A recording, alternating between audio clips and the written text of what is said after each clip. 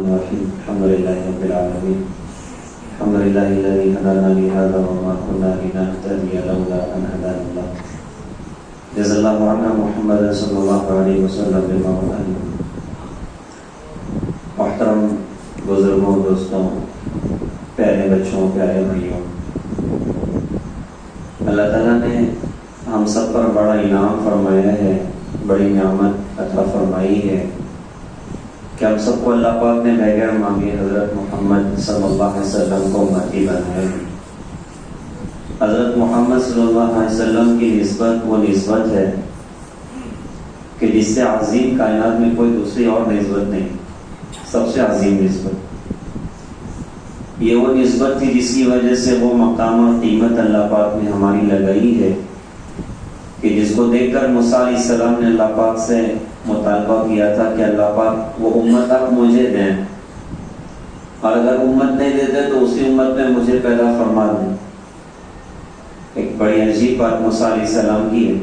موسیٰ علیہ السلام نے ایک مرتبہ اللہ پاک سے کہا کہ اللہ، میں نے الواح میں پڑھا ہے کہ ایک امت ہوگی جو بہترین ہوگی، جو ہمیشہ اچھی بات کا حکم کرے گی، بری بات سے منع کرے گی. یا اللہ، میں چاہتا ہوں کہ وہ میری امت ہو جائے.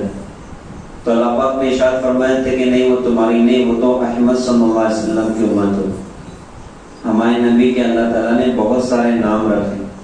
ہمارے نبی نے ارشاد فرمایا تھا کہ میرے اللہ نے میرے 10 نام رکھے ہیں: انا محمد، احمد، ماہی، حاشر، عاقب، فاتح، فاطم، ابوالقاسم، طٰہٰ، یاسین.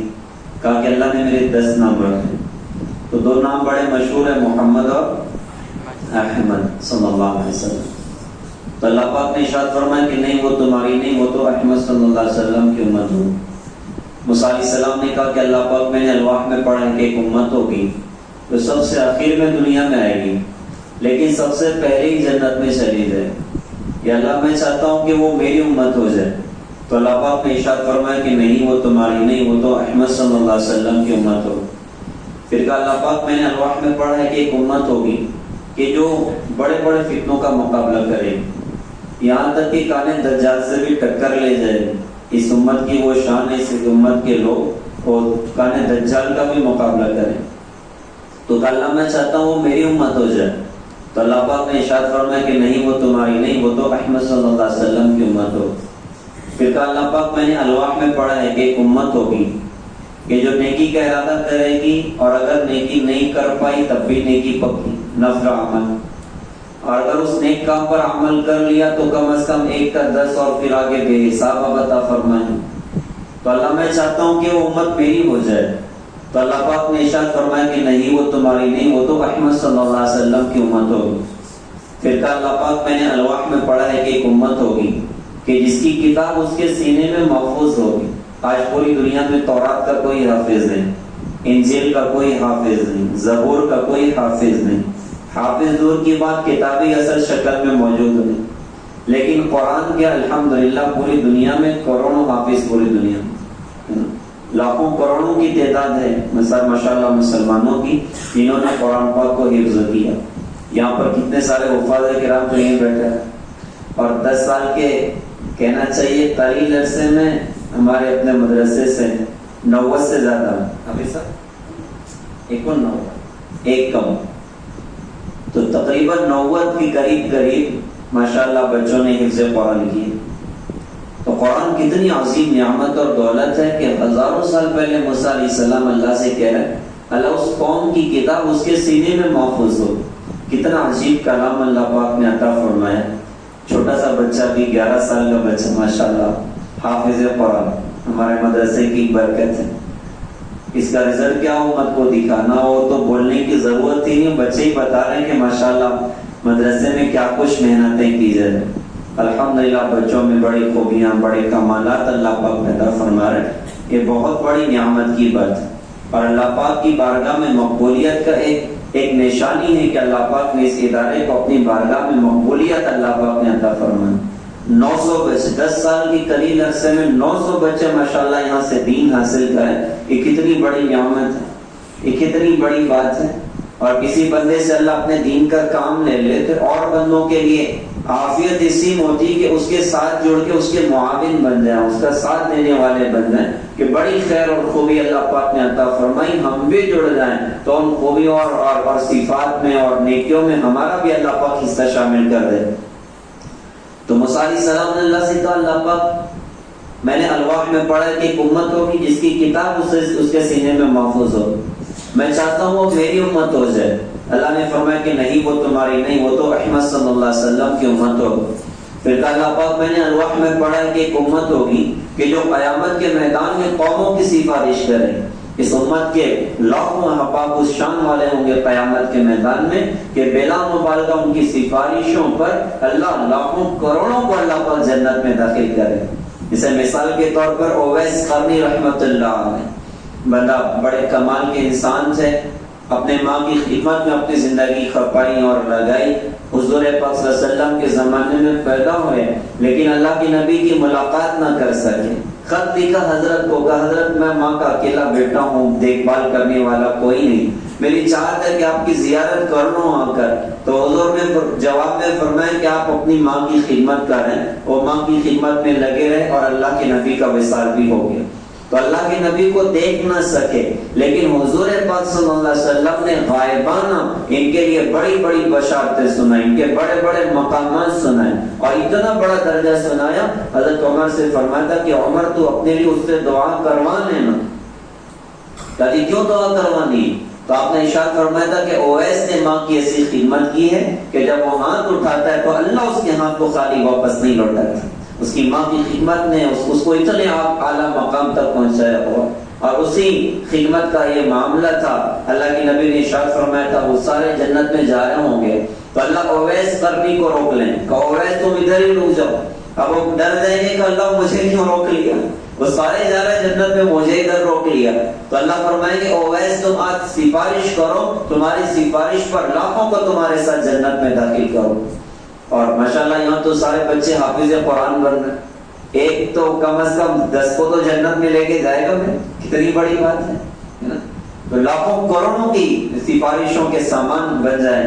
تو موسیٰ علیہ السلام نے اللہ سے کہا تھا اللہ میں چاہتا ہوں وہ امت میری ہو جائے، کوئی چیز مارکیٹ میں نہ ہو اور اس کے ڈیمانڈ ہو رہی ہو تو اس کی قیمت بہت زیادہ لگائی جاتی، بھائی مارکیٹ میں ہے ہی نہیں، ہے نا، مارکیٹ میں موجود نہیں ہے، پروڈکٹ آیا ہی نہیں ہے اور پہلے اس کی ڈیمانڈ ہو رہی صاحب وہ پروڈکٹ چاہیے وہ پروڈکٹ چاہیے، تو بیچنے والے اس کی قیمت بہت زیادہ لگا رہے ہوتے ہیں۔ تو امت کا پروڈکٹ مارکیٹ میں آیا نہیں تھا، عالم ارواح میں پوری امت تھی اور اس امت کے گویا کے سودے چل رہے تھے اللہ کی بارگاہ میں، اور موسیٰ کلیم اللہ سے کہہ رہے تھے اللہ میں چاہتا ہوں وہ امت آپ مجھے دے دیں۔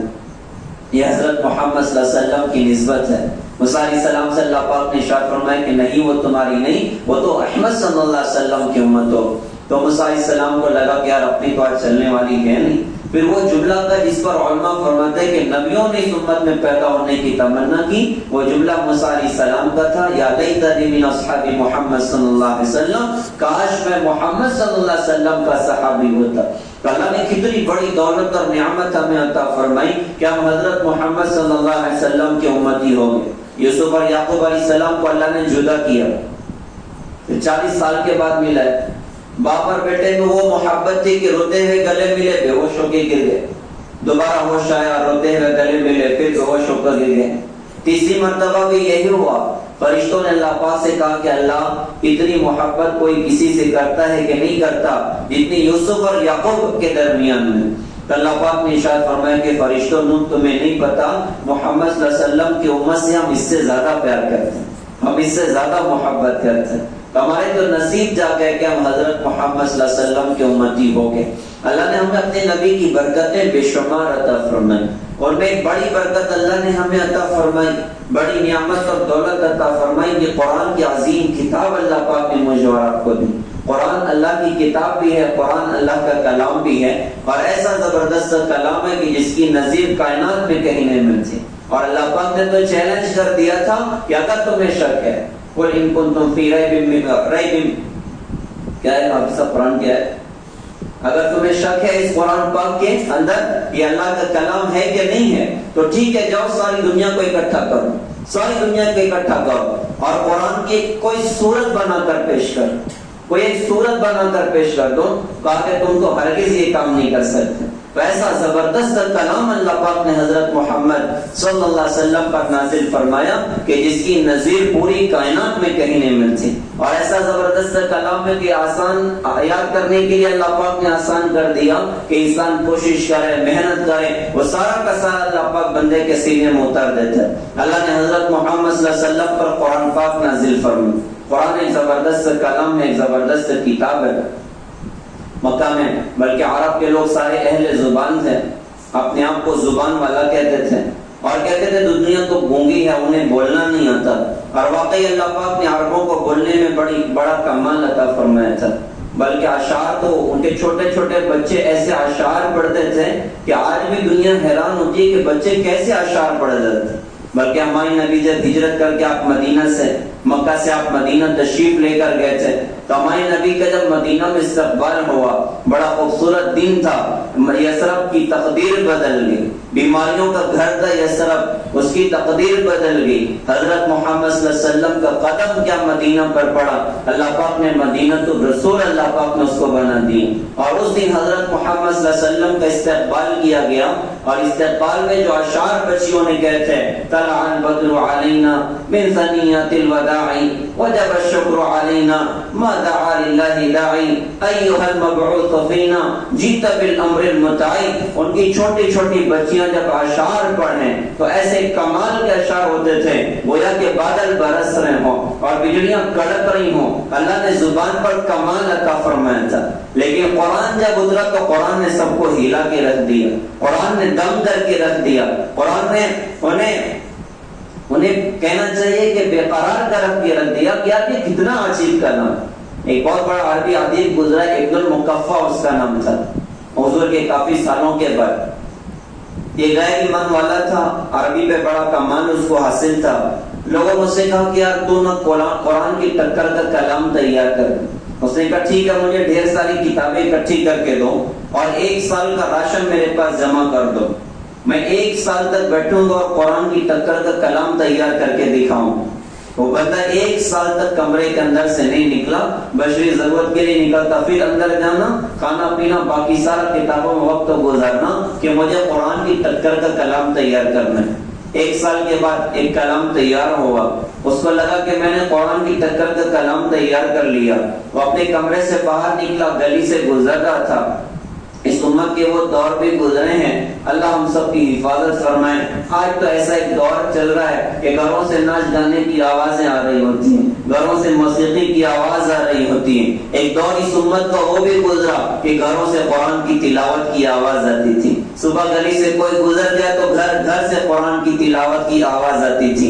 ماشاءاللہ آج مدارس اور مکاتب کی محنتوں کے ذریعے وہ دن اللہ پھر انشاءاللہ اس امت کو دکھا رہے ہیں، الحمدللہ اس امت کو دکھا رہے ہیں کہ صبح صبح ماشاءاللہ یہ بچے گھر میں قرآن پاک کی تلاوت کر رہے ہیں، تہجد پڑھ کر ماشاءاللہ قرآن پاک کی تلاوت کر رہے ہیں۔ تو ابن المقفع اپنے گھر کے باہر نکلا، اب گلی سے گزر رہا تھا، ایک گھر کی کھڑکی کھلے ہوئی اور اس کھڑکی میں ایک چھوٹی بچی بیٹھ کے قرآن پڑھ رہی تھی، اور ابن المقفع اس کھڑکی کے قریب سے گزرا، بچی قرآن پاک میں جو آیت وہ پڑھ رہی تھی سورہ ہود کی تلاوت کر رہی تھی، اور ایک آیت تک بچی پہنچی، وَقِيلَ يَا أَرْضُ ابْلَعِي مَاءَكِ وَيَا سَمَاءُ أَقْلِعِي وَغِيضَ الْمَاءُ وَقُضِيَ الْأَمْرُ وَاسْتَوَتْ عَلَى الْجُودِيِّ وَقِيلَ بُعْدًا لِلْقَوْمِ الظَّالِمِينَ۔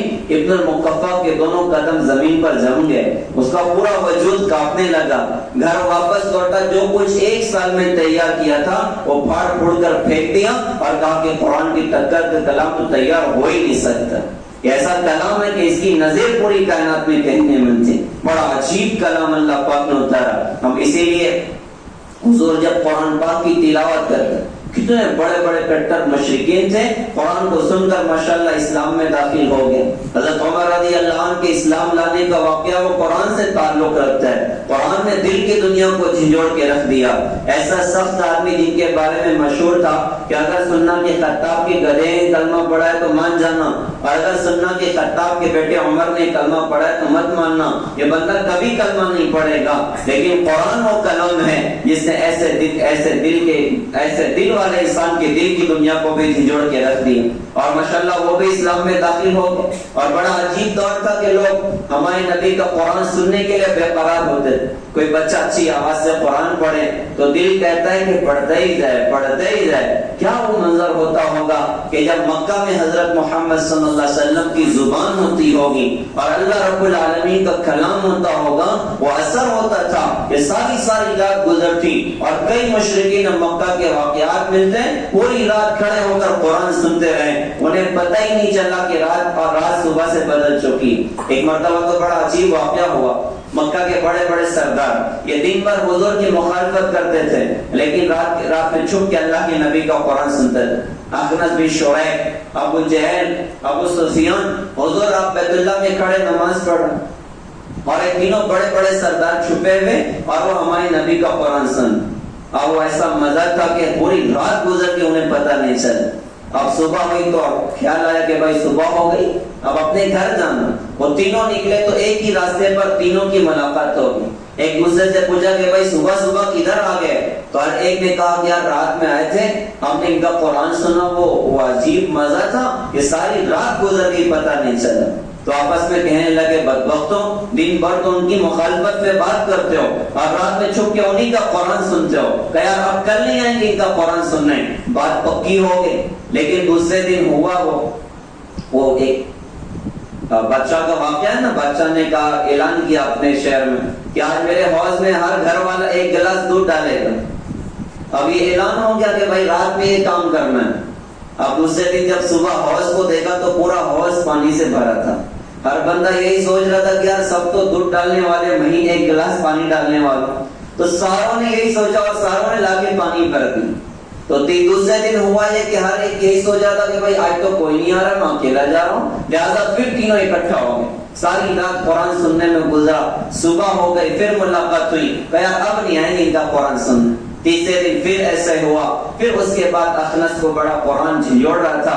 اخنس نے جا کر ابو جہل سے کہا کہ ابو جہل صحیح کہنا کہ محمد صلی اللہ علیہ وسلم کے کلام کے بارے میں تیری کیا ہے؟ تو ابو جہل نے کہا یار میرے دل کی بات کہتا ہوں کہ ان کا کلام سچا کلام ہے اور وہ سچے نبی ہیں، لیکن معاملہ یہ ہے کہ ہم لوگ کی خاندان کی نام کا مسئلہ ہو گیا ہے، ہماری عزت کا مسئلہ ہو گیا ہے، ہم نے قسم کھائی ہے کہ مرنے تک ان کی مخالفت کریں۔ جا کے انہوں نے ابو سفیان سے اس نے کہا کہ بھائی بتاؤ کہ کلام کے بارے میں کیا رائے ہے؟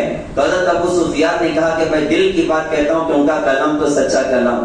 تو قرآن وہ زبردست کلام ہے جس نے ایسے انسانوں کے دل کی دنیا کو بھی جھنجھوڑ کے رکھ دیا تھا۔ میرے پیارے بھائیوں، بڑی دولت اور نعمت اللہ پاک نے قرآن پاک کی شکل میں مجھے اور آپ کو عطا فرمائی ہے۔ یہ کتنی بڑی دولت اور کتنی بڑی نعمت ہے، ہم قرآن کی قدر کرنے والے بن۔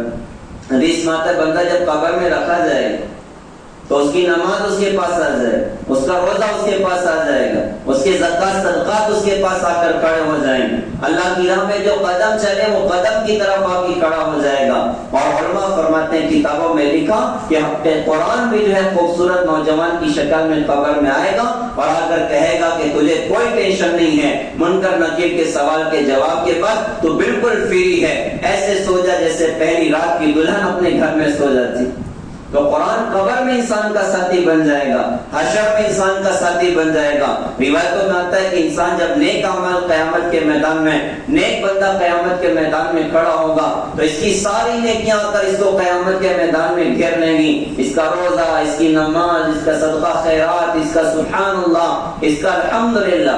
لیکن حشر کے میدان میں خوبصورت نوجوان آئے گا، وہ آ کر اس کا ہاتھ پکڑے گا اور کہے گا کہ اللہ کے ولی چل، میں تجھے آج اللہ کی بارگاہ میں لے کر چلتا ہوں۔ کہ یہ کون ہوگا؟ تو فرمایا کہ یہ قرآن پاک کی عظیم نعمت ہوگی، یہ خوبصورت نوجوان کی شکل میں آ کر اس بندے کا ہاتھ پکڑ کے کہے گا کہ میں تیرا قرآن ہوں، چل میں تجھے اللہ کی بارگاہ میں لے کر چلتا ہوں۔ وہ اس کو لے کر چلے گا، فرشتوں کی نظر پڑے گی اس بندے پر، فرشتے کہیں گے کوئی بڑا خاص آدمی ہے، آج قیامت کے میدان میں قرآن نے اس کا ہاتھ پکڑا، لہذا اس کا راستہ نہ روکو۔ وہ سیدھا قرآن اس کو اللہ کی بارگاہ میں لے کر پہنچے گا اور وہاں جا کر اس کی سفارش کرے گا۔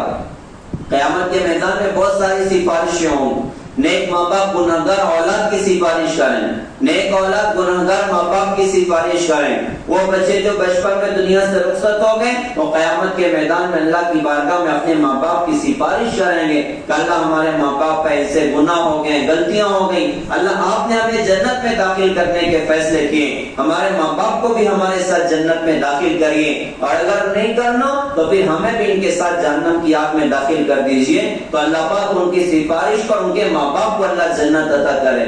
حضرت محمد صلی اللہ علیہ وسلم سفارش کریں گے، نیک بیوی اپنے گناہگار شوہر کی سفارش کرے گی، نیک شوہر گناہگار بیوی کی سفارش کرے گا۔ ایسے ہی بڑی طاقتور سفارش قیامت کے میدان میں قرآن کی سفارش ہو، قرآن کی سفارش ہوگی۔ قرآن اللہ سے کہے گا اللہ یہ بندہ ہے جو دین پر مجھ پر عمل کرتا تھا اور رات میں میری تلاوت کرتا تھا، آپ اس کے بارے میں میری سفارش قبول کر لیجئے۔ اللہ اس کی سفارش پر اس بندے کے لیے جنت میں داخل کرنے کے فیصلے کرے گا۔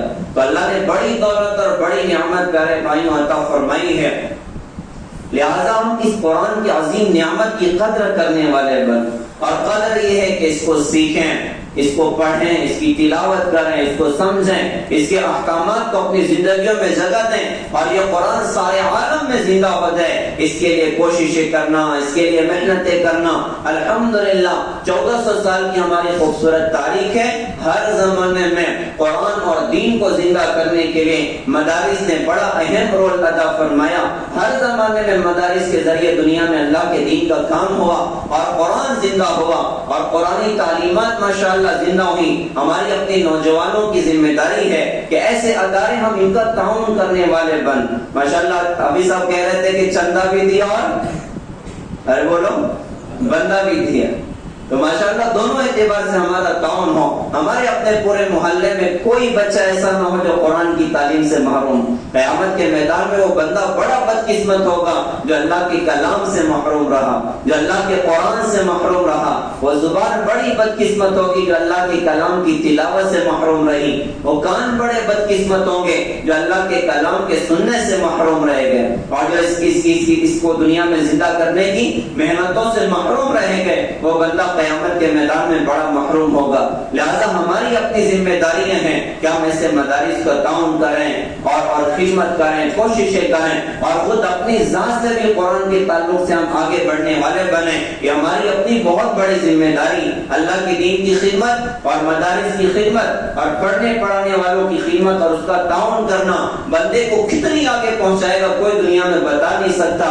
ارے ایک ایسی عورت جو بڑی گناہگار تھی، ساری زندگی کے گناہ اس کے پاس ہیں، لیکن ایک کتے کو پانی پلایا تھا، جنگل سے گزر رہی، پیاس لگی، کنویں میں اتری، پانی پی کر باہر نکلی، دیکھا کہ کتا بھی پیاس سے تڑپ رہا ہے، اس کو اس پر رحم آیا، پانی نکال کر پلا دیا۔ حضور پاک صلی اللہ علیہ وسلم نے ارشاد فرمایا کہ میں نے اس عورت کو جنت میں دیکھا ہے، ایک کتے کو پانی پلایا۔ اللہ کے نبی فرمایا میں نے اس کو جنت میں دیکھا۔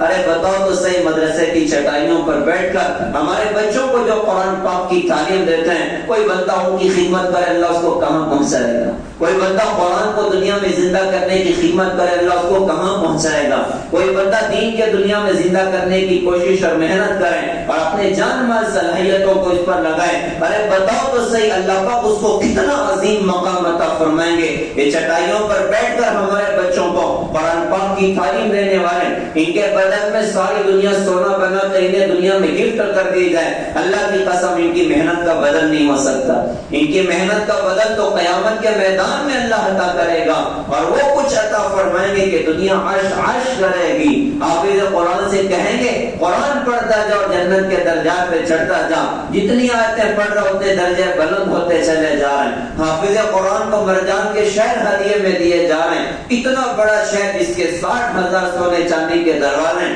اس کے ماں باپ کو تاج پہنایا جا رہا، جس کی روشنی کا مقابلہ سورج بھی نہیں کر سکتا۔ بتاؤ تو صحیح، ہم قرآن کی خدمت کریں گے اللہ ہمیں کیا کچھ عطا کرے گا؟ ہم دین کی خدمت کریں گے اللہ ہمیں کیا کچھ عطا کرے گا؟ لہذا آج ضرورت ہے کہ ہم مدارس کا تعاون کریں، پڑھنے پڑھانے والوں کا تعاون کریں، ہماری ذات سے جو ہو سکے ہم بچوں کو لا کر مدارس میں جو ہے ان کے ایڈمیشن کروائیں اور ان کی تعلیم کی فکر کریں، ان کو دین سے جوڑنے کی فکر کریں۔ اللہ پاک ہمیں دنیا میں بھی اس کا بڑا بدل عطا فرمائیں گے، اور آخرت میں بھی اللہ پاک اس کا بہت بڑا اجر اللہ پاک عطا فرمائیں گے۔ ایک ماں کا بیٹا ہو جائے، کوئی لا کر ملا دے تو ماں دعا دے دے تھکتی نہیں ہے. اللہ اپنے بندوں سے 70 ماؤں سے زیادہ پیار کرتا ہے. کوئی ایک بندے کو ہم اللہ اس کے رسول سے جوڑ دیں, اللہ ہم سے کتنا خوش ہو جائے.